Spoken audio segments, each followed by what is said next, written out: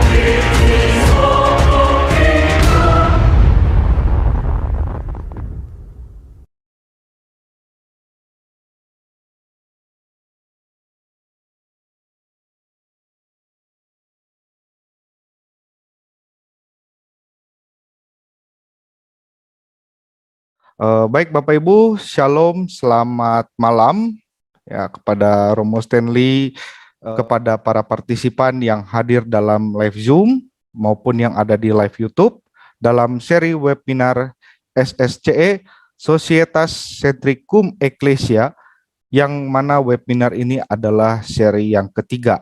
Adapun tema yang akan diangkat pada malam hari ini adalah mengapa ada pembaruan liturgi Ekaristi pasca Konsili Vatikan yang kedua. Untuk itu kita perlu mendalami Sacrosanctum Concilium yang akan disampaikan oleh pemateri kita yang sangat luar biasa, Pastor Dr. Stanley Vianney Pondal, SSMTH MSc, dan acara pada malam hari ini akan dimoderatori oleh saya, Antonius Teguh Satrio. Adapun urutan sesi webinar kali ini terdiri dari pembukaan yang saat ini sedang kita mulai, Bapak Ibu. Kemudian juga ada pembacaan riwayat pemateri, kemudian akan ada doa pembukaan, selanjutnya ada penyampaian materi, yang akan disusul setelah penyampaian materi akan ada sesi tanya jawab. Satu, yaitu sesi tanya jawab secara interaktif. Ya, kemudian juga dilanjut dengan tanya jawab pada sesi yang kedua, yaitu Bapak dan Ibu sekalian dapat menuliskan pertanyaan-pertanyaannya di dalam live chat di dalam Zoom ini. Dan juga bagi yang menyaksikan di dalam live YouTube, silakan tuliskan, nanti akan saya tarik pertanyaan Bapak dan Ibu yang ada di live YouTube untuk ke Zoom ini. Kemudian setelah itu materinya akan disimpulkan, selanjutnya akan ada doa penutup dan pemberian berkat dari Romo Stanley. Setelah itu kita mungkin akan foto bersama Bapak Ibu. Nah, namun sebelum acara webinar ini dimulai, saya ingin mengingatkan kepada semua partisipan, terkhususnya yang ada di dalam live Zoom ini, dan mohon kerjasamanya untuk menonaktifkan terlebih dahulu mic-nya yang ada di dalam Zoom ya, yaitu diklik saja mode mute ya, selama Pastor Stanley memaparkan materinya. Nah, hal ini bertujuan untuk menjaga pemateri juga partisipan lainnya agar bisa tetap fokus. Kemudian untuk sesi tanya jawab interaktif ya, pada sesi ini hanya akan diberikan kepada 3 orang partisipan saja ya, yang terlebih dahulu menekan tombol raise hand ya. Adapun tata aturannya adalah para partisipan yang ingin bertanya ya langsung memberikan bertanya secara langsung begitu, silahkan klik dulu tombol raise hand-nya. Nanti ketika saya selaku moderator memberikan kesempatan, maka silahkan open mic dan juga ya wajib untuk open kamera. Gitu. Baik, sampai di sini apakah ada pertanyaan terlebih dahulu? Saya berikan kesempatan untuk para partisipan. Baik, jika tidak ada, ya kita langsung ke acara berikutnya, yaitu saya akan menyampaikan terlebih dahulu dan memperkenalkan siapakah narasumber kita pada malam hari ini. Baik, Bapak Ibu, pada malam hari ini narasumber kita adalah Pastor Stanley Vianney Ponda, MSc, di mana beliau lahir di Woloan pada tanggal 29 Mei 1977. Beliau menyelesaikan pendidikan studi S1 atau strata 1 di Sekolah Tinggi Filsafat Seminari Pineleng pada tahun 2003. Kemudian beliau ditahbiskan menjadi imam Katolik pada tahun 2007. Pada tahun 2011 hingga 2013, beliau melanjutkan studi S2 di bidang teologi Universitas Innsbruck, Austria, dan kemudian melanjutkan studi di tempat yang sama untuk tingkat doktoral, dan lulus pada tahun 2018. Kemudian beliau kembali ke Indonesia dan sekarang beliau bekerja sebagai dosen pengajar di Sekolah Tinggi Filsafat Seminari Pineleng, khususnya pada bidang program studi teologi. Beliau juga menjadi staf pembina di Skolastika MSc Pineleng, di mana para calon imam dan dari Kongregasi Misionaris Hati Kudus tinggal dan membina diri. Beliau juga sekarang menjabat sebagai ketua di LPMI, yaitu Lembaga Penjamin Mutu Internal Sekolah Tinggi Filsafat Seminari Pineleng, dan juga menjadi ketua Komisi Liturgi Keuskupan Manado pada tahun lalu. Baik, itu adalah perkenalan singkat dari narasumber kita yang akan berbicara mengenai mengapa ada pembaruan liturgi Ekaristi pasca Konsili Vatikan yang kedua. Sekarang sebelum memulai acara ini ya dengan membuka dengan doa yang akan saya pimpin terlebih dahulu. Baik Bapak Ibu, mari kita satukan hati kita.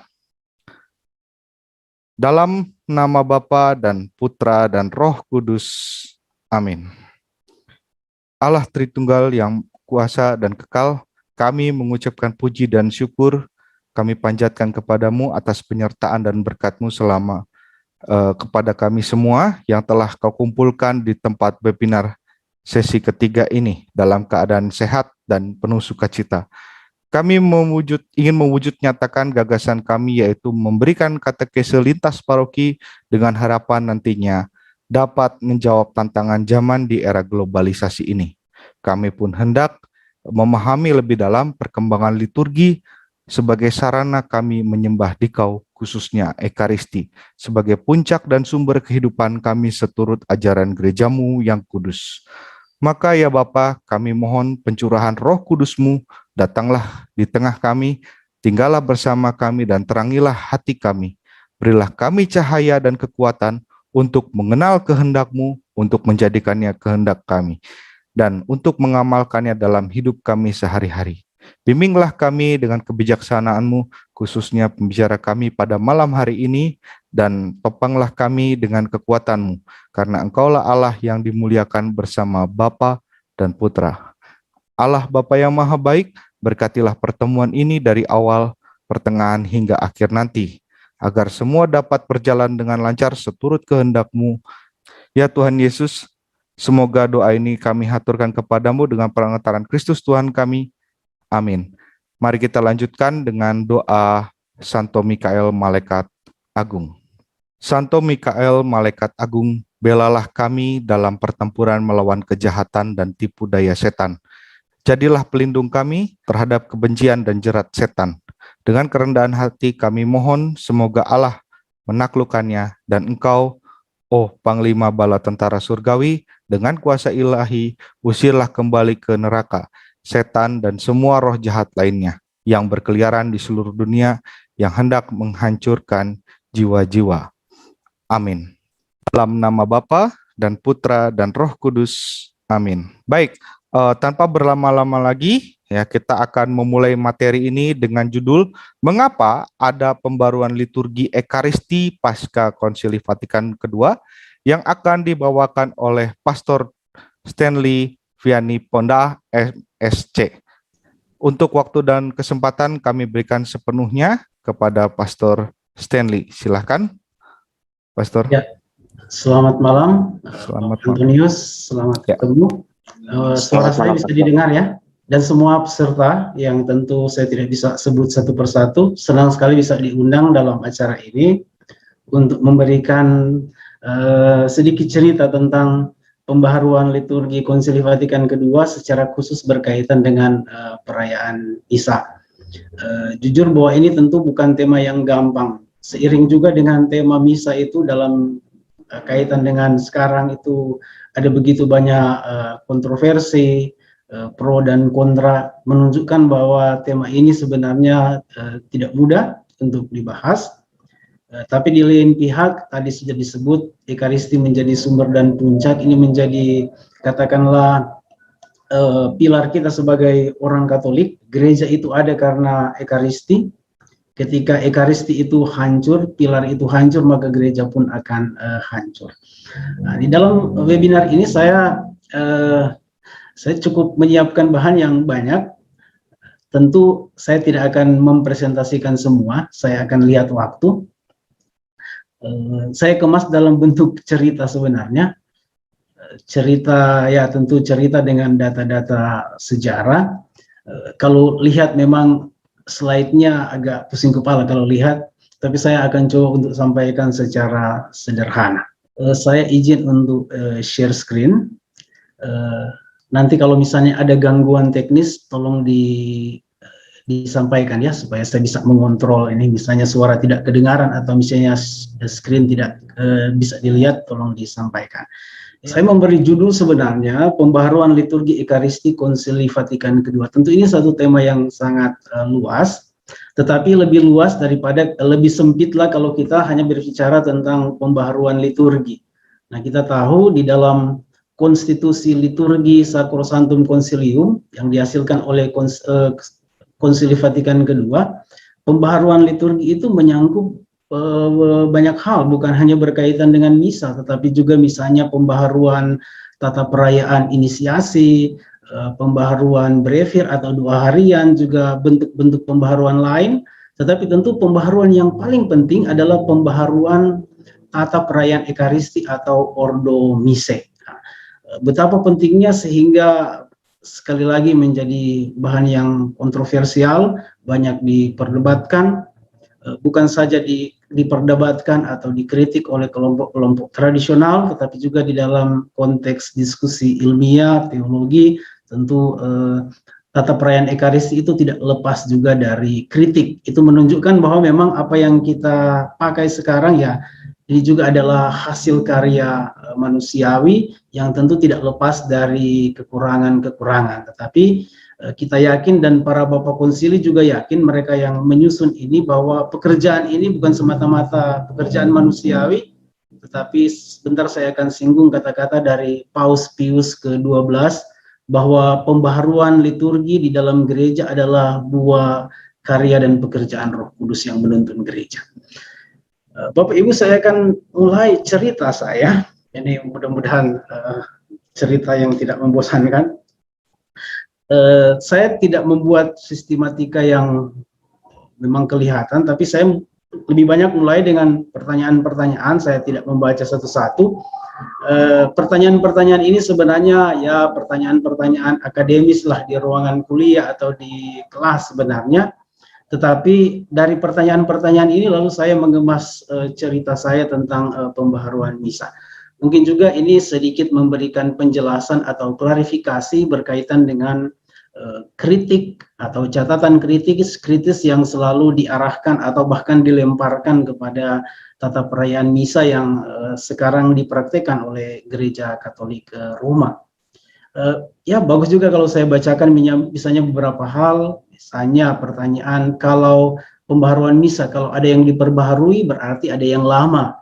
Mengapa harus ada pembaharuan? Apakah yang lama itu sudah jelek atau sesat atau ketinggalan zaman? Atau bagaimana pembaharuan misa itu harus dibuat? Bagaimana implementasi? Bagaimana hasilnya? Apa yang baru lebih baik dari yang lama? Tentu pertanyaan-pertanyaan. Juga apakah sesudah misa Romawi 1970 tidak ada lagi pembaharuan? Sebenarnya ini yang menarik, bagaimana reaksi umat Katolik sendiri. Mudah-mudahan kita bisa sampai di situ bahannya. Tentu ini berkaitan dengan kritik terhadap bukan hanya kepada tata perayaan Ekaristi, tapi bahkan kepada seluruh pembaharuan liturgi Konsili Vatikan II. Bahkan lebih luas lagi, kritik terhadap seluruh konstruksi atau hasil dokumen yang dihasilkan oleh Konsili Vatikan II. Nah ini yang terakhir bicara juga tentang tradisionis kustodis. Nanti kita lihat apakah kita bisa sampai di situ atau tidak. Kalau tidak, nanti bisa dikemas di dalam pertanyaan. Saya tentu mulai dengan mulai narasi ini dengan sebuah pertanyaan, pembaharuan perayaan misa. Kalau ada yang diperbaharui, itu berarti ada yang lama. Nah, sekarang pertanyaan, yang lama yang seperti apa? Nah, yang lama itulah yang biasa kita sebut misa tridentinum.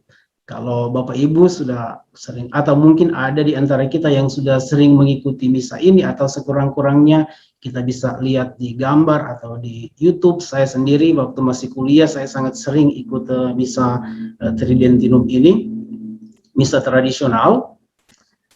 Ini sebenarnya misa yang lama. Dalam arti dari misa inilah lalu kemudian ada pembaharuan misa yang baru. Nah, misa yang diumumkan secara resmi oleh Paus Pius ke-5 pada tanggal 14 Juli 1970. Jadi sudah beratus-ratus tahun yang lalu. Jadi kita bayangkan ini hampir 400 tahun dipakai di dalam lingkungan gereja Katolik. Nah, apa itu misa tridentinum? Nah, ini tentu kalau kita bicara tentang misa tridentinum, ini berkaitan dengan pembaharuan liturgi yang dibuat oleh Konsili Trente. Nah, mungkin selama ini kita banyak kenal Konsili Vatikan II, tapi ada satu konsili yang sangat penting. Konsili itu pertemuan para uskup untuk membahas satu masalah. Satu konsili yang dibuat di satu kota di Italia, Trento, makanya disebut Konsili Trente, 1545 sampai 1563. Dan Konsili Trento sebenarnya sudah menggagas atau mulai berbicara tentang pembaharuan liturgi. Tentu situasinya berbeda dengan sekarang. Kenapa ada pembaharuan liturgi? Ada begitu banyak penyalahgunaan liturgi atau liturgi yang kadang-kadang dicampur dengan tahayul. Karena itu Konsili Trente merasa bahwa perlu ada pembaharuan atau memurnikan atau membersihkan liturgi dari tahayul-tahayul atau devosi-devosi yang berlebihan. Tapi yang penting juga nanti kita akan singgung adalah konsili ini memberikan reaksi kepada Luther, kritik Luther terhadap gereja. Dan salah satu hasil dari pembaharuan liturgi Konsili Trente adalah ini misa tridentinum yang diumumkan secara resmi oleh Paus Pius ke-5 itu. Makanya seringkali disebut Misa Paus Pius ke-5. Ya. Yang khas di dalam misa ini tentu dari kacamata kita sekarang, ya. Dari kacamata kita sekarang, bahwa di dalam misa ini umat hampir tidak memainkan peranan yang penting. Ya. Doa-doa liturgi, ada begitu banyak doa, dan doa-doa itu kebanyakan berfungsi untuk kesalehan pribadi imam. Karena itu kita mengenal ada yang disebut dengan doa-doa sekreta, atau doa-doa yang diucapkan oleh imam secara pribadi. Ya. Dan Misa Romawi 1570 ini, yang Misa Tridentinum ini, itu menghantar kepada penyeragaman liturgi di dalam Gereja Katolik Roma. Dan ini memang tujuannya bahwa Konsili Trente mengharapkan ada keseragaman, karena ini soal identitas gereja yang pada waktu itu dirongrong oleh Protestantisme atau oleh Luther. Identitas gereja yang goyah, karena itu konsili sebagai reaksi kepada Protestantisme menginginkan perumusan ajaran-ajaran yang pasti. Juga berkaitan dengan liturgi atau perayaan misa, konsili menginginkan sebuah perayaan misa atau tata perayaan yang seragam supaya identitas kekatolikan itu sangat jelas. Dan sejak Konsili Trente inilah lalu kita bicara tentang misa Romawi, jadi semua yang berkaitan dengan Romawi, jadi soal keseragaman. Dan edisi terakhir dari buku misa ini adalah dibuat oleh Paus Yohanes ke-23 pada tahun 1962. Dan inilah yang jadi tentu yang dipakai oleh, tentu ada umat-umat kita yang sampai sekarang masih tetap menggunakan misa ini. Yang dipakai sebenarnya adalah buku misa versi 1962. Dan versi inilah yang diperbaharui di dalam Konsili Vatikan kedua. Jadi buku misa ini kan 400-an tahun dia dipakai di dalam lingkungan Gereja Katolik, dan misa ini pun senantiasa mengalami perubahan kecil-kecil atau pembaharuan. Nah, cerita berlanjut, mengapa harus ada pembaharuan misa? Ya. Apakah yang lama itu jelek atau sesat atau ketinggalan zaman? Padahal kalau kita lihat, wah ini bagus sekali, hebat sekali. Saya sendiri sangat tertarik sehingga suka sekali untuk mengikuti misa ini. Ya. Jadi kenapa mesti ada pembaharuan? Nah tentunya Bapak Ibu ceritanya panjang dan kadang-kadang complicated. Saya coba untuk menjelaskan secara sederhana dan singkat. Jadi kenapa ada pembaharuan? Nah ini tentu kembali lagi kepada pembaharuan liturgi yang dibuat oleh Konsili Trente tadi, yang saya tadi sebutkan. Jadi perkumpulan para uskup pada waktu itu, yang memang Konsili Trente ini tadi saya sudah singgung, merupakan reaksi terhadap Martin Luther. Tentu ada banyak motif lain lagi kenapa konsili ini dibuat, tetapi yang paling penting adalah reaksi terhadap Martin Luther yang merongrong kehidupan gereja. Nah, tentu ada banyak kritik yang dibuat oleh Martin Luther terhadap gereja. Salah satunya yang paling penting adalah Martin Luther mengkritik misa sebagai kurban. Ini kan pandangan gereja Katolik sejak lama, misa adalah kurban Kristus. Makanya kita sering menyebut kurban misa. Dan ini yang dikritik oleh Martin Luther. Nah ini Bapak Ibu mesti, jadi kurban misa. Jadi ini kan menjadi satu identitas misa Katolik. Dan justru hal yang sangat sentral ini dikritik oleh Martin Luther. Jadi semacam Martin Luther itu menembak jantung gereja. Ya. Jadi misa itu sudah menjadi jantung, dan misa itu di dalam pandangan orang Katolik itu adalah jadi pengorbanan Kristus. Nah, dan itu kelihatan dari gambar-gambar abad-abad pertengahan, bagaimana para pelukis itu menggambarkan ada perayaan misa lalu ada Kristus yang dikurbankan. Ini berkaitan dengan paham bahwa misa adalah kurban Kristus. Dalam sebuah artikel yang ditulis sendiri oleh Martin Luther, dia mengatakan begini, jika misa adalah kurban, maka misa merupakan kekejaman yang paling mengerikan. Luther mengatakan begitu. Padahal Gereja Katolik sejak lama sudah mengakui bahwa misa adalah kurban. Ya. Karena apa? Berarti bahwa imam yang mempersembahkan misa mempersembahkan kurban tubuh dan darah, mempersembahkan tubuh dan darah Kristus. Jadi di dalam misa itu kurban Kristus disalib itu dihadirkan kembali. Nanti Konsili Trente juga akan menjelaskan. Jadi kurban Kristus di kayu salib yang satu kali untuk selama-lamanya, dalam pandangan gereja Katolik itu dihadirkan kembali di dalam perayaan Ekaristi, cuma motifnya berbeda. Kalau kurban Kristus di salib itu berdarah, kurban Kristus di dalam perayaan Ekaristi itu tidak berdarah. Nah, ini pandangan gereja Katolik yang dikritik oleh Martin Luther. Nah, karena itu Konsili Trente ini berusaha untuk memberikan rumusan dogma tentang Ekaristi. Ini rumusannya tentang, ada istilahnya transubstansiasi, jadi perubahan roti dan anggur menjadi substansi tubuh dan darah Kristus. Tapi juga di dalam satu pertemuan, Konsili Trente itu merumuskan tentang misa sebagai kurban. Nah, ini panjang sebenarnya. Ya, sebenarnya intinya begini, dari kutipan yang panjang ini, dalam pandangan gereja Katolik, begini. Misa sebagai kurban, dan ini sebenarnya reaksi kepada Martin Luther. Ya, jadi reaksi kepada Martin Luther, jadi sekali lagi ini reaksi kepada Martin Luther yang menggugat paham gereja Katolik, paham misa sebagai kurban. Karena itu Konsili Trente mati-matian untuk membela, jadi mati-matian untuk membela, membuat pertahanan. Nah, Konsili Trente merumuskan begini, misa adalah kurban. Jadi kurban Kristus di kayu salib satu kali untuk selama-lamanya dihadirkan kembali melalui imam yang bertindak di dalam in persona Christi atau di dalam pribadi Kristus. Hanya beda, kurban Kristus di salib itu berdarah, sedangkan kurban Kristus di dalam misa itu terjadi atas cara yang tidak berdarah. Nah, ini tentu pemahaman tentang kurban misa yang tentu sampai sekarang tidak dihapus, ya. Tapi nanti kita akan lihat di dalam gereja Katolik kan ada yang namanya perkembangan ajaran, ya.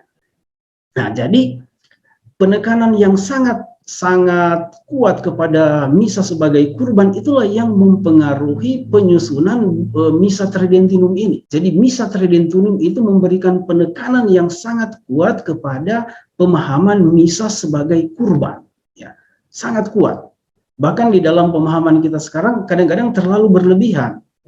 Tetapi pada waktu itu tentu sangat cocok. Karena apa? Karena ini melawan Protestantisme, melawan Luther yang menginjak-injak misa sebagai kurban. Karena itu dimunculkan sebuah tata perayaan atau sebuah tata perayaan Ekaristi, sebuah bentuk Ekaristi yang dari awal sampai akhir itu menonjolkan misa sebagai kurban. Nah, ini misa tridentinum ini sekali lagi memberikan penekanan yang sangat kuat, bahkan sekali lagi dalam pandangan kita sekarang sangat berlebih-lebihan terhadap aspek kurban dari perayaan Ekaristi.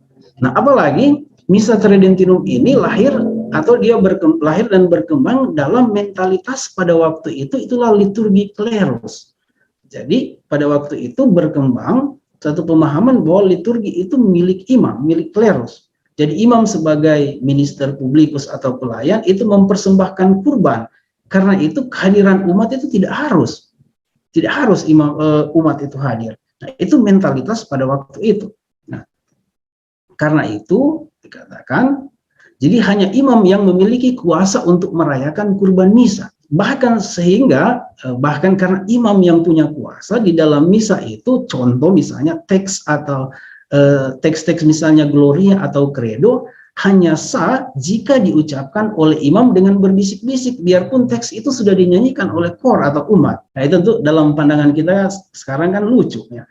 Jadi dulu biarpun Gloria sudah diucapkan oleh imam, oleh umat, itu belum sah. Mesti diucapkan oleh klerus, biarpun berbisik-bisik baru itu sah. Ya. Nah, apalagi liturgi itu kan dalam bahasa Latin dan membuat semakin banyak orang merasa asing dengan liturgi. Tidak mengerti apa yang dibuat, sehingga apa yang terjadi ketika imam merayakan Ekaristi, maka umat di tempat duduk mempraktekkan devosi selama misa. Jadi orang tidak mendoakan misa tetapi berdoa di dalam misa. Ini tentu situasi yang terjadi. Apalagi misa tridentinum ini bentuk dasarnya adalah misa diam. Jadi misa ini sebenarnya disusun berdasarkan tata perayaan misa oleh seorang seremonarius namanya Johannes Burckhardt dari Strasbourg. Jadi misa tridentinum ini mengambil model dari tata perayaan misa menurut penggunaan kuria Romawi. Karena itu bentuk misa ini misa klerus, bukan misa untuk imam. Jadi misa pribadi, misa solitaria. Dan saya menyinggung ini kenapa? Karena ini kita akan melihat perbedaannya dengan misa Konsili Vatikan II, titik berangkatnya beda. Kalau misa tridentinum titik berangkatnya adalah misa diam. misa kleros. Sedangkan Konsili Vatikan kedua, bentuk atau bentuk dasar dari misa adalah bukan misa diam, tetapi ada yang disebut dengan misa cum populo, misa bersama umat. Lalu pertanyaannya, apa yang salah dengan misa Tridentinum? Tentu tidak ada yang salah, tidak ada yang keliru. Keindahan dari perayaan misa ini sungguh luar biasa. Saya sendiri suka mengikuti itu. Saya punya buku banyak tentang misa Tridentinum. Bahkan selama 4 abad ini sudah menjadi sumber hidup, jadi sumber hidup rohani di mana para imam dan umat berimam menimba hidup rohani. Sungguh luar biasa misa Tridentinum ini. Ya. Jadi tidak ada yang salah. Bahkan sampai sekarang ada begitu banyak umat, terlepas dari pandangannya yang tradisionalis atau tidak, ada begitu banyak umat yang merasa at home dengan misa Tridentinum ini. Tidak mengerti tentang perdebatan tradisionalis atau modernis, tidak mengerti. Saya kenal ada begitu banyak umat yang merasa bahwa mereka merasa at home, merasa kerasan dengan misa Tridentinum ini. Jadi sebenarnya tidak ada yang keliru. Hanya Bapak Ibu, saudara-saudari, kita harus menyadari bahwa zaman itu berubah. Mentalitas manusia pun berubah. Apalagi ajaran iman yang bersumber dari kitab suci dan tradisi terus mengalami perkembangan. Ya. Dan inilah yang ditangkap oleh, saya menyebut gerakan liturgis. Gerakan liturgis atau liturgical movement pada abad ke-19 dan ke-20. Kenapa saya menyinggung ini? Karena inilah yang akan mempersiapkan yang disebut dengan reformasi liturgi Konsili Vatikan kedua. Nah, gerakan liturgis ini, jadi sebenarnya gerakan pastoral atau inisiatif dari kelompok atau individu-individu untuk menemukan kembali makna gereja dan liturgi, tempat liturgi di dalam kehidupan Kristiani demi untuk menguatkan dan mendorong partisipasi aktif umat. Ini sebenarnya gerakan liturgis. Gerakan ini menyadari bahwa liturgi bukan monopoli klerus, tetapi juga bukan urusan privat. Liturgi adalah perayaan seluruh gereja. Dan ini kita lihat, ide ini kan abad 19, abad 20. Untuk kita sekarang ini hal yang biasa, partisipasi aktif. Tetapi pada abad itu ini satu hal yang sangat revolusioner. Selama berabad-abad, liturgi itu selalu diidentikan dengan klerus. Umat itu sedikit dimarginalkan. Lalu kemudian muncul sebuah gerakan yang coba untuk menemukan kembali peranan umat di dalam liturgi. Ini tentu sangat revolusioner. Nah, gerakan ini pertama-tama dimulai dari biara-biara Benediktin di Eropa, ya. Karena pada waktu itu di Eropa umat masyarakat itu sementara mengalami sebuah pembaharuan hidup yang ditandai keinginan untuk bertolak kembali kepada tradisi gereja. Juga ada usaha untuk memahami gereja secara baru. Lalu gerakan-gerakan liturgis itu juga diprakarsai oleh para paus. Misalnya Paus Pius ke-10. Nah, dalam satu dokumennya tentang musik gereja, paus ini tahun di tahun 1903, Paus sudah berbicara tentang partisipasi aktif seluruh umat beriman dalam misteri-misteri suci. Jadi pada zaman ini satu hal yang sangat revolusioner. Untuk bagi kita sekarang satu hal yang biasa, bahwa umat berpartisipasi satu hal yang biasa. Tetapi pada zaman ini, setelah berabad-abad umat itu kehilangan partisipasi, maka ketika Paus berbicara tentang partisipasi aktif, ini satu hal yang sangat revolusioner. Dan kita melihat sudah mulai ada pembaharuan di dalam liturgi sedikit demi sedikit. Misalnya dalam dokumen Sacra Tridentina, membuka jalan untuk komuni yang lebih sering untuk orang awam. Berabad-abad umat itu menerima komuni, ya mereka ikut misa tetapi tidak menerima komuni. Komuni hanya paling Natal atau Paskah. Makanya ada aturan sambutlah komuni sekurang-kurangnya Natal atau Paskah. Tapi kemudian Paus ini menginisiasi kalau boleh umat itu semakin sering. Bahkan dalam satu dokumen Quam Simulari, Paus Pius ke-10 ini yang mencoba mendorong supaya anak-anak komuni pertama itu pada usia dini, usia 7 tahun. Ya. Jadi kalau misalnya sekarang satu hal yang biasa ya anak-anak komuni pertama, Ini sebenarnya jasa dari Paus Pius ke-10 ini, dulunya tidak ada. Ya. Nah, juga ini satu paus yang terkenal, Paus Pius ke-12. Ya. Dalam ensikliknya Mediator Dei juga berbicara tentang umat beriman mengambil bagian di dalam kurban. Jadi idenya itu sama. Jadi sekarang sudah ada keinginan, ada semacam satu revolusi atau pembaharuan mentalitas bahwa di dalam liturgi umat itu bukan penonton bisu, tetapi mesti umat itu diajak untuk mengambil bagian di dalam perayaan liturgi. Sekali lagi untuk kita sekarang satu hal yang biasa, tapi pada zaman ini satu hal yang sangat revolusioner. Jadi Paus Pius sudah mulai berbicara tentang itu. Nah, Paus Pius ini juga banyak membuat pembaharuan di dalam liturgi, ya. Bahkan dia membentuk satu komisi yang namanya Komisi Pius, dan untuk membuat pembaharuan liturgi, dan salah satu hasil dari pembaharuannya adalah merestorasi atau menghidupkan kembali perayaan Vigili Paskah dan perayaan Pekan Suci. Nah, Bapak Ibu, saudara-saudari, mungkin kita tidak sadar, tetapi selama berabad-abad yang namanya Vigili Paskah itu dicabut dari tempatnya. Jadi sampai tahun 1952, jadi berabad-abad sampai tahun ini, umat Katolik merayakan Vigili Paskah bukan pada malamnya, tetapi pada pagi hari, ya, atau pada siang hari, sehingga makna Vigili itu maknanya kehilangan. Nah, Paus Pius ini dia merestorasi, membaharui lagi Vigili Paskah. Jadi Vigili Paskah itu ditempatkan lagi di dalam tempatnya yang sesungguhnya, itulah pada malam hari. Nah, juga pada waktu itu muncul begitu banyak kongres liturgi internasional, dan salah satunya adalah kongres di Assisi yang pada waktu itu sudah berbicara tentang penggunaan bahasa lokal. Nah, Bapak Ibu, saudara-saudara, yang untuk kita sekarang satu hal yang biasa bahwa kita bisa mendoakan liturgi di dalam bahasa kita, tetapi pada tahun-tahun seperti ini liturgi itu dibawakan semua di dalam bahasa Latin. Tapi ada satu kongres yang sudah berbicara tentang penggunaan bahasa lokal. Nah, satu hal yang menarik dalam sambutannya, Paus Pius ke-12 dia mengatakan begini, pembaharuan liturgi, dia melihat pembaharuan liturgi sebagai kuasa penyelenggaraan ilahi bagi manusia di zaman kita, dan sebagai karya roh yang penuh rahmat di dalam gereja.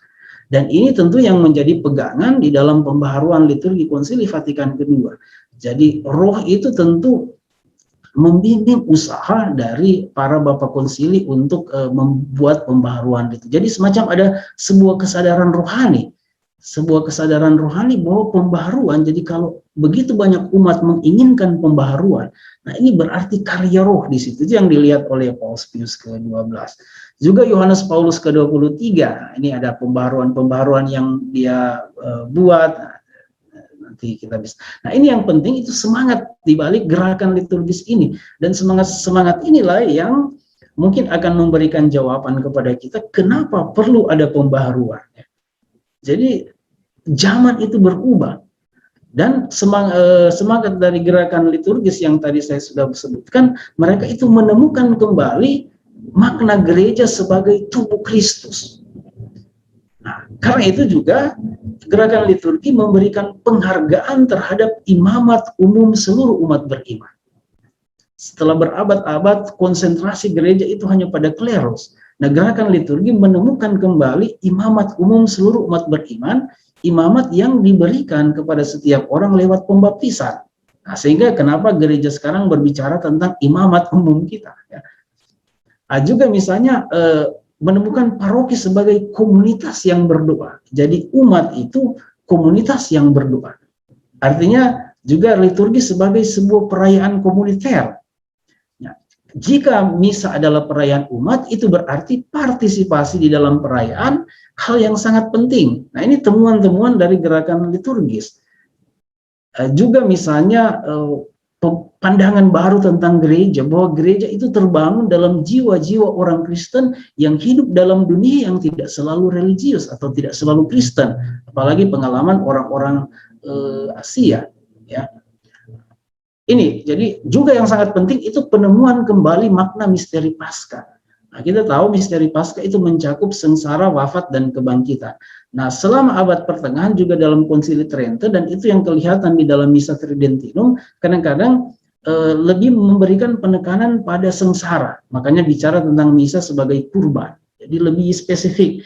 Nah, gerakan liturgi menemukan bahwa yang disebut dengan misteri Paskah adalah sengsara, wafat, dan kebangkitan Kristus. Nah, karena itu liturgi kita bukan hanya perayaan kurban, tetapi perayaan sengsara, wafat, dan kebangkitan Kristus. Nah, juga yang terakhir ini sangat penting juga,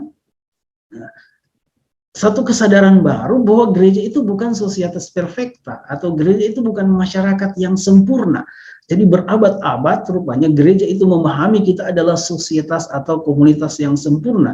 Keselamatan itu hanya ada di dalam gereja. Nah, pandangan itu mulai berubah di dalam semua gerakan liturgi. Gereja menyadari bahwa gereja itu harus senantiasa memperbaharui diri. Muncul ada istilah Ecclesia Semper Reformanda. Jadi kalau gereja sendiri menyadari bahwa kita harus senantiasa memperbaharui diri, maka konsekuensinya ketika bicara tentang liturgi, maka liturgi pun harus memperbaharui diri, harus menyesuaikan diri dengan semangat zaman. Nah, jadi Bapak Ibu, Saudara-saudari, pembaharuan liturgi itu bukan sesuatu yang jatuh dari langit, juga bukan ide spontan. Jadi pembaharuan liturgi yang digagas oleh Konsili Vatikan II sebenarnya sudah melalui persiapan yang sangat panjang, yang mulai digagas oleh gerakan liturgi. Jadi ini yang sebenarnya sangat penting. Jadi jangan seolah-olah menganggap bahwa pembaharuan liturgi itu temuan Bapak-Bapak Konsili Vatikan II. Tidak, itu sebenarnya pembaharuan liturgi itu sudah memang suatu gerakan zaman pada waktu itu. Satu gerakan yang sudah dimulai sejak abad ke-19, lalu kemudian Konsili Vatikan II yang memang istilahnya mengaplikasi pembaharuan itu atau memang mewujudkannya. Dan gerakan liturgis itu ini gerakan pastoral. Ya, jadi gerakan pastoral itu berarti berpikir tentang liturgi untuk umat, bukan lagi liturgi untuk klerus. Ini gerakan pastoral.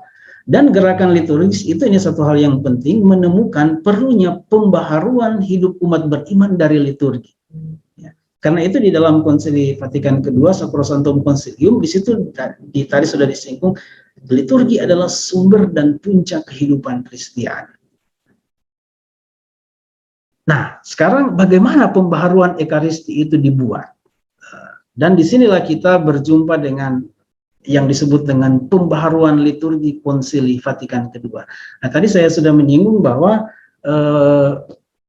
pembaharuan liturgi itu kan banyak sekali. Misa itu hanya salah satu saja. Ya. Ada banyak pembaharuan. Nah, kita ini fokus saja pada bagaimana pembaharuan di dalam misa. Ya. Tentu kita ingat ada istilah aji ornamento dari Paus Yohanes ke-23. Aji ornamento itu sebenarnya semangatnya ketika menggagas Konsili Vatikan II. Jadi dia menginginkan sebuah gereja yang up to date, aji ornamento, jadi mengikuti perkembangan zaman. Dan aji ornamento, jadi gereja yang up to date, itu mendapat wajah konkretnya di dalam konstitusi liturgi, ya, yang dipromulgasikan pada 4 Desember 1963.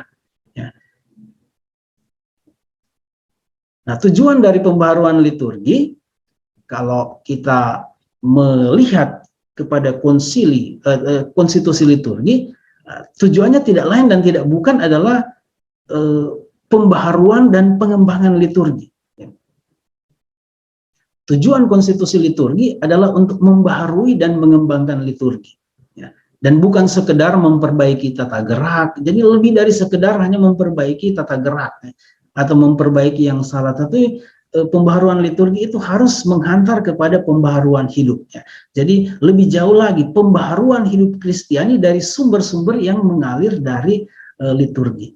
Dan pembaharuan liturgi itu demi untuk menjaga kesatuan. Ini sangat penting sekali. Jadi ini kesatuan gereja itu harga mati. Dan Paus itu punya tanggung jawab untuk menjaga kesatuan. Nah, Konsili Vatikan II tentu hidup di dalam sebuah pemahaman yang baru tentang gereja, yaitu Ecclesia Semper Reformanda, gereja yang harus senantiasa membaharui diri. Jadi pemahaman tentang gereja yang hidup selama Konsili Vatikan II dan itu yang kita hidupi sekarang adalah sebuah kesadaran bahwa gereja adalah komunitas pesiara yang terus-menerus membaharui dan merestrukturisasi diri sesuai dengan perkembangan zaman. Tadi saya sudah menyebut gereja yang sudah meninggalkan paham tentang societas perfecta atau perfect society. Sekarang gereja menyadari bahwa kita adalah komunitas pesiar yang di dalam kelemahan dan keterbatasan terus-menerus memperbaharui diri. Dan paham inilah yang juga mempengaruhi bagaimana pembaharuan di dalam liturgi. Nah, pertanyaannya bagaimana pembaharuan perayaan Ekaristi itu terjadi? Nah, Bapak Ibu, sebenarnya ini yang menjadi inti dari pembahasan saya. Kita sedikit melihat beberapa dokumennya. Nah, Ekaristi memang salah satu pokok penting pembaharuan liturgi Konsili Vatikan kedua, sangat-sangat penting. Ya. Nah, saya mengatur lagi. Nah, sekarang kita bicara tentang pembaharuan perayaan Ekaristi. Ya. Di dalam konstitusi liturgi Sacrosanctum Concilium ada nomor yang bicara khusus tentang misteri Ekaristi suci. Dari nomor 47 sampai 58. Kita akan lihat saja sepintas. Nah, prinsip dari pembaharuan liturgi itu sebenarnya ada di dalam nomor 21. Dikatakan adapun dalam pembaharuan itu naskah-naskah dan upacara harus diatur sedemikian rupa sehingga lebih jelas mengungkapkan hal-hal yang kudus yang dilambangkan. Nah, ini prinsip umum. Tapi untuk misa, prinsip dasar untuk pembaharuan misa adalah ini. Nah, ini saya menyinggung secara khusus ya. Prinsip dasarnya, jadi bagaimana supaya misa itu diperbaharui kan mesti ada patokannya. Prinsipnya apa? Yang pertama adalah kisah institusi merupakan landasan teologis untuk pembaharuan. Nah, Bapak Ibu, yang disebut dengan kisah institusi itu persis kisah perjamuan Yesus. Pada malam perjamuan terakhir Yesus mengambil roti, Yesus mengambil piala. Nah, itu yang kita temukan di dalam doa syukur. Ini menjadi landasan teologis yang utama. Ya, kenapa ini penting? Karena perjamuan malam terakhir Yesus dan murid-muridnya inilah yang menjadi dasar dari Ekaristi kita. Menjadi dasar bahwa kesadaran bahwa sebenarnya kita merayakan Ekaristi sampai sekarang semata-mata untuk melaksanakan apa yang Tuhan Yesus katakan pada malam perjamuan terakhir. Lakukanlah ini sebagai kenangan akan daku. Maka gereja sampai sekarang setia untuk melaksanakan perintah itu dalam bentuk perayaan Ekaristi. Maka Ekaristi tanpa perjamuan malam terakhir atau kisah institusi maka akan kehilangan maknanya. Nah, dan ini yang disadari oleh konstitusi liturgi. Ya, makanya sampai sekarang di dalam doa syukur agung itu selalu ada itu ya. Tidak ada doa syukur agung tanpa kisah institusi. Yang kedua, prinsip partisipasi aktif dan sadar adalah sebagai dasar pastoral. Jadi pastoral kegembalaan. Jadi pembaharuan itu untuk apa?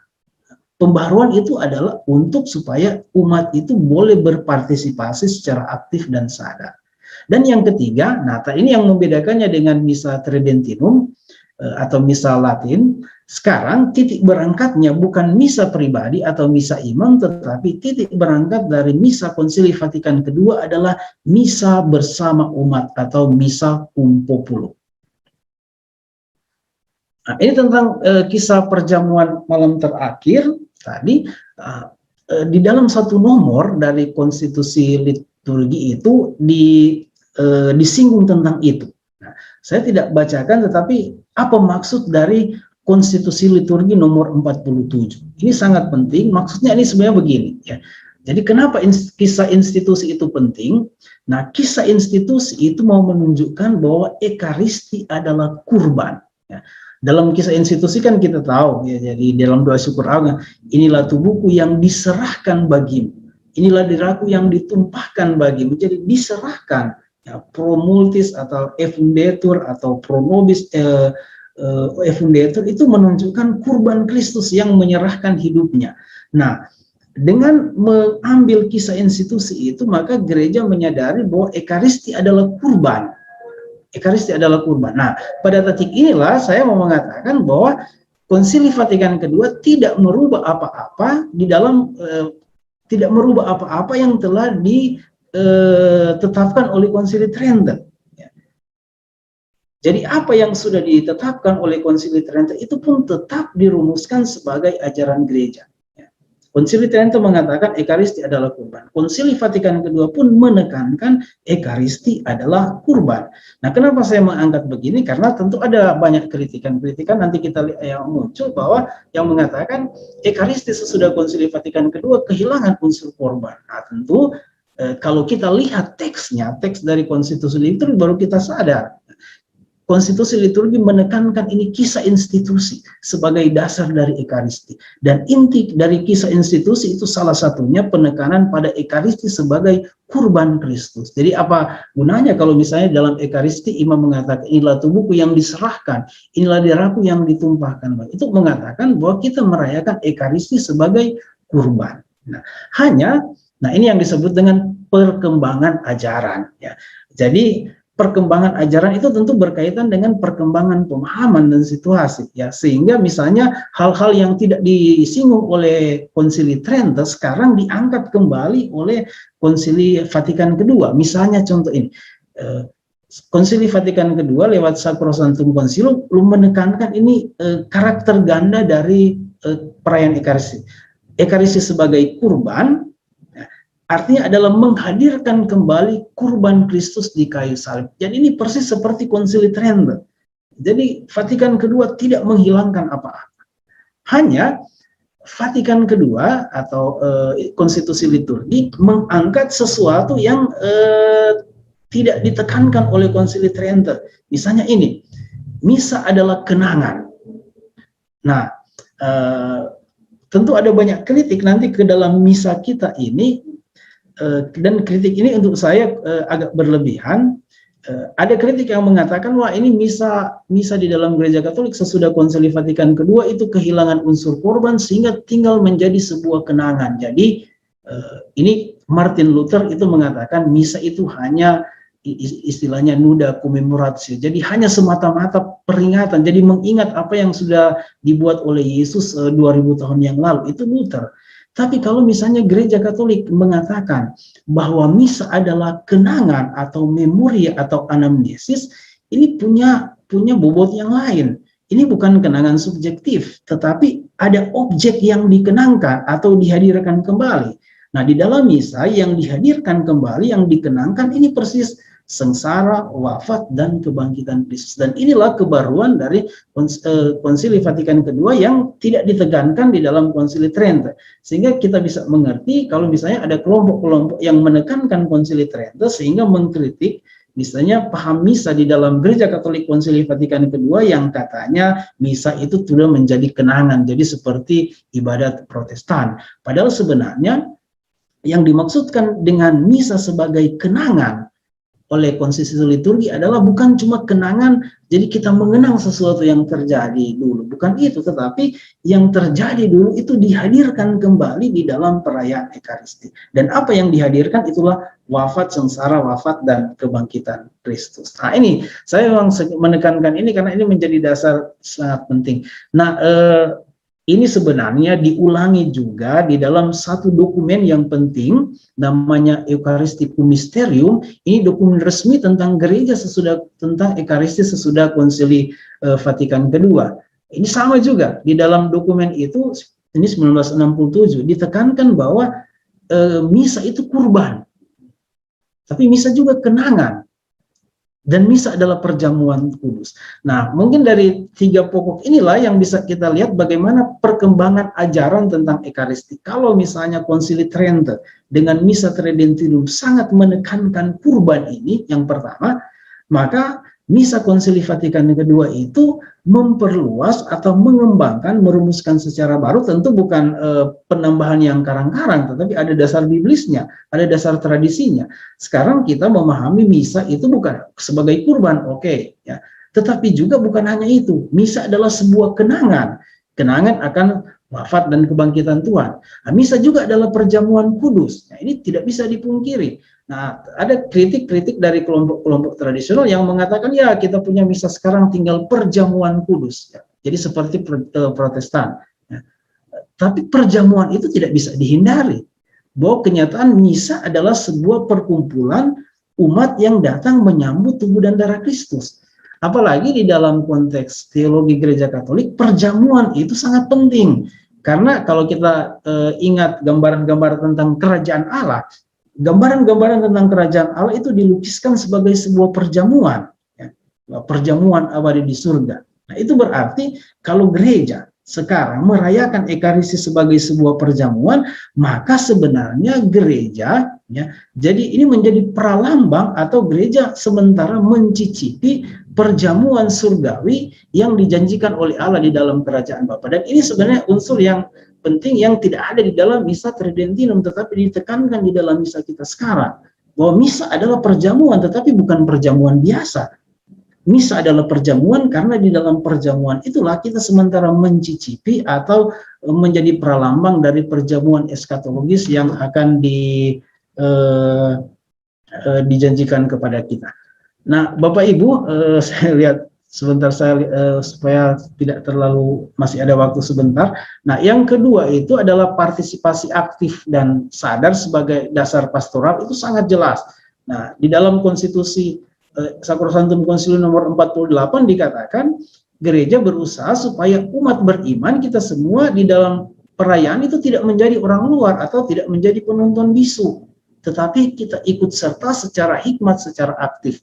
Dan inilah yang menjadi dasar kenapa nanti kita akan lihat banyak sekali perubahan-perubahan di dalam misa kita sekarang.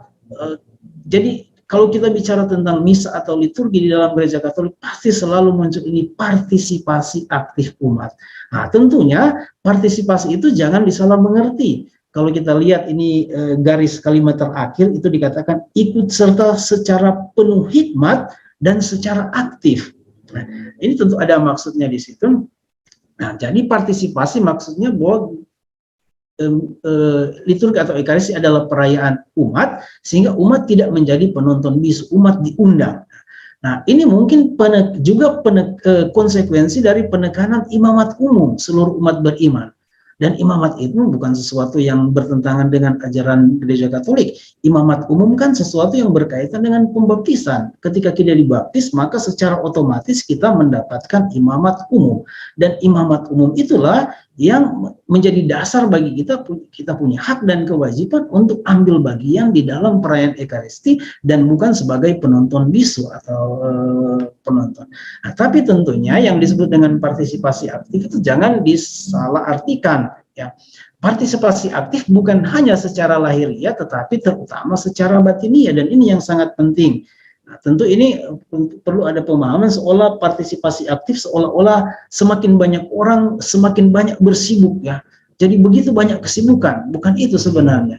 Tapi partisipasi itu sebenarnya berarti partisipasi di dalam misteri yang sementara dirayakan. Ya. Nah, ini yang tadi saya sebutkan. Nah, sekarang misa Konsili Vatikan kedua titik berangkatnya adalah misa bersama umat. Ya. Jadi misa itu dirancang dengan sebuah model ini misa bersama umat, bukan misa pribadi imam. Ya. Dan inilah yang membedakannya dengan misa sebelum Konsili Vatikan kedua. Juga di dalam konstitusi liturgi, lalu kalau begitu, maka untuk mencapai tujuan-tujuan tadi, ya, partisipasi aktif umat, misa umat, nah, maka hal-hal praktis ini harus diperbaharui. Dan ini yang kita rasakan sekarang, misalnya peninjauan kembali tata perayaan Ekaristi. Ya. Sehingga tata perayaan Ekaristi kita sekarang sudah beda dengan misa Tridentinum. Juga yang kedua adalah pembaharuan tata bacaan misa. Kalau di dalam misa Tridentinum, misalnya, bacaan-bacaan perjanjian lama hampir tidak pernah dibaca, sekarang di dalam misa yang baru ini semakin kaya. Ya, jadi bacaan pertama untuk misa harian atau juga misa hari Minggu pasti dari bacaan perjanjian lama. Semakin kaya, jadi ada dengan 3 siklus, tahun A, tahun B, tahun C, ya, itu memperkaya. Nah, ini yang sudah kita rasakan. Juga yang penekanan pada homili sebagai bagian dari liturgi. Ya. Mungkin awalnya itu sebelum Konsili Vatikan kedua, ya homili itu kadang-kadang dilalaikan. Ya. Sekarang ada kesadaran baru, liturgi ini bukan hanya perayaan tapi juga menjadi kesempatan untuk mengajar dan mewartakan. Maka homili itu sangat penting, karena itu sekarang homili itu diwajibkan. Menghidupkan kembali doa umat.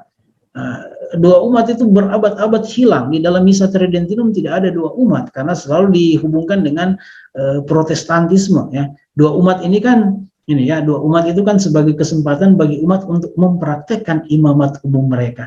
Nah, di gereja Protestan itu kan imamat umum sangat dipentingkan, karena itu di dalam ibadat mereka selalu ada yang disebut dengan doa syafaat. Tapi sebenarnya di dalam penelitian sejarah, ini doa umat itu sebenarnya bagian dari tata perayaan Ekaristi sejak awal, tapi berabad-abad dia hilang. Nah, sekarang Konsili Vatikan II menghidupkan kembali doa umat ini. Juga ini yang penting, penggunaan bahasa pribumi di dalam liturgi. Nah, lalu lebih sering menerima komuni, kesatuan antara liturgi sabda dan liturgi ekaristi, dan kemudian pembaharuan.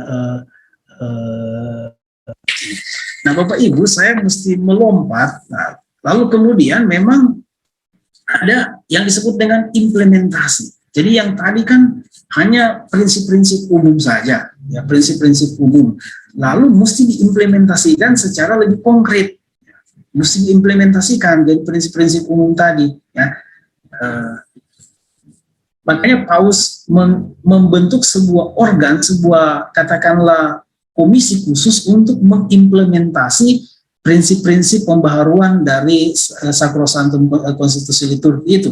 Dan mereka lah yang bekerja, maaf sekali saya tidak bisa sampaikan. Nah, hal yang menarik, ini kan satu panitia internasional, presidennya itu satu Kardinal Giacomo, dan dari Indonesia ada utusannya, itu Willem van Bekung dari Uskup Ruteng. Dia itu salah satu anggota dari komisi yang memang diberi tugas untuk mengimplementasi konstitusi liturgi. Dan ini tentu satu perjalanan yang panjang, maaf sekali saya tidak bisa sebutkan satu persatu, dan hasil terakhir dari pembaharuan liturgi adalah ini, Missale Romanum 1970. Jadi ini hasil pembaharuan misa sesudah Konsili Vatikan II, diresmikan atau edisi atau publikasi atau apa ya istilahnya, diterbitkan itu pada tahun 1970. Karena itu di dalam istilah-istilah liturgi dia disebut Missale Romanum 1970.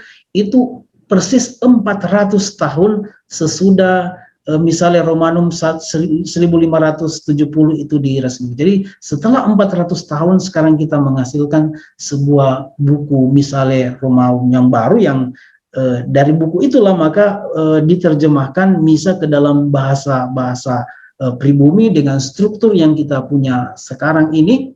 Ya, tentu banyak berkaitan dengan misa ini ada begitu banyak kritik yang mungkin kita tidak punya waktu untuk membahasnya. Ya, lalu pertanyaan, apakah sesudah itu tidak ada pembaharuan lagi? Kita tahu bahwa sampai sekarang buku ini terus-menerus mengalami revisi-revisi, dan revisi yang terakhir adalah ini 2008, dan dari edisi 2008 inilah di Indonesia kita menghasilkan TPE 2020. Bapak Ibu, sebenarnya masih banyak sekali yang masih bisa kita bahas, tetapi ingat waktu, saya mau supaya kita lebih banyak berdialog.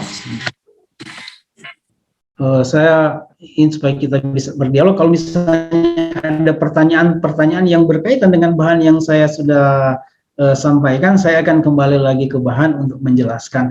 Terutama yang sayang sekali tidak bisa saya sampaikan adalah bagaimana reaksi terhadap pembaharuan Konsili Vatikan II, asal-usul munculnya kelompok-kelompok tradisional yang menggugat atau terus-menerus melancarkan kritik terhadap pembaharuan misa ini. Nah, tentu berkaitan dengan kritik ini, hal yang wajar bahwa apapun pasti akan dikritik. Kritik ini tentu juga punya sisi positifnya. Ya, saya mengerti bahwa tidak bisa disangkal dalam perkembangan kemudian praktek misalnya merayakan misa itu mengalami kemerosotan, ya, Dan saya bisa mengerti mungkin ada begitu banyak orang muda atau orang-orang Katolik yang merasa bahwa misa sekarang tidak lagi dirayakan sebagaimana mestinya, sebagaimana yang memang dihasilkan dari Konsili Vatikan II.